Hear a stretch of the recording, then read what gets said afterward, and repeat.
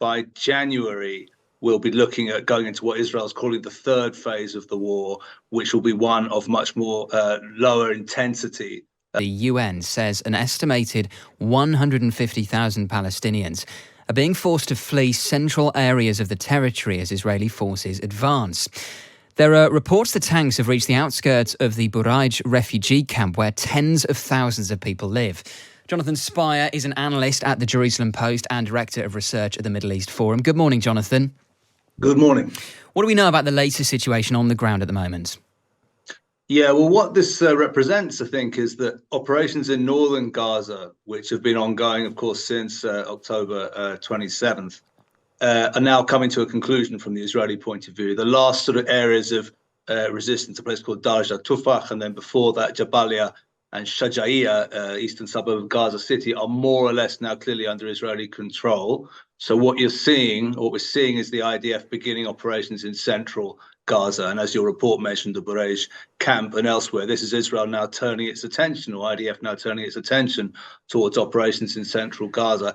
I think, by the way, with the expectation that by January, we'll be looking at going into what Israel's calling the third phase of the war, which will be one of much more lower intensity activity, targeted attacks and so on, and the construction of a kind of periphery east of Gaza, a sort of barrier in the eastern part of the Gaza Strip. So that's what this is about. It's about the north being completed from an operational point of view, and commencement really of operations in central Gaza. That's really interesting. So you expect, Jonathan, in the new year, Israel to maybe follow what America seems to have been sort of calling for, certainly behind the scenes, which is just a sort of, I don't know whether scaling back is the right way of putting it, but a sort of focusing of the operation.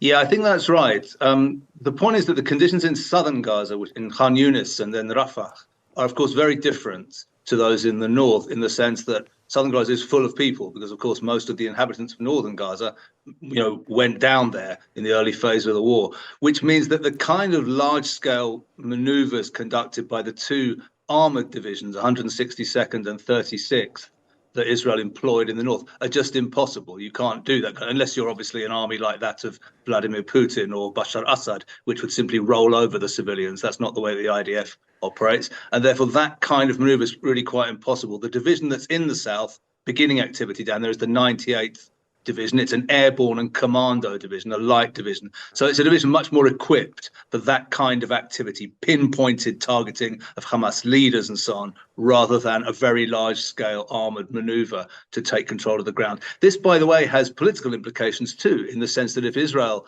has its goal as toppling Hamas leadership, it's not, and toppling the Hamas authority, it's not quite clear how you do that by focused raids, which is what the 98th seems to specialises in. So I think there's political questions also remaining. But yes, that does appear to be the direction of the of military activities in Gaza. And Jonathan, on the issue of these refugee camps in Gaza, on this programme yesterday I spoke to the Israeli MP Sharon Haskell, who said that Hamas soldiers and potentially even Hamas leadership are likely to be hiding in these refugee camps. Is there any evidence for that? Well, I think the evidence comes from the infrastructure already discovered in northern Gaza in terms of looking at the tunnels there, which is that, there are tunnels discovered leading to leading to the houses of Hamas activists.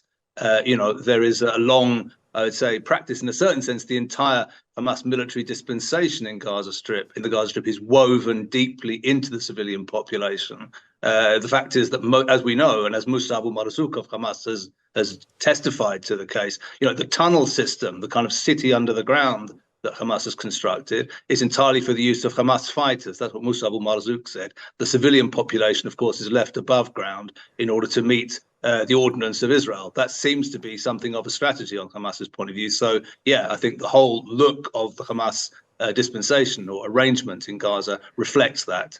Military installations either hidden beneath civilian life or woven deeply into the infrastructure of civilian life.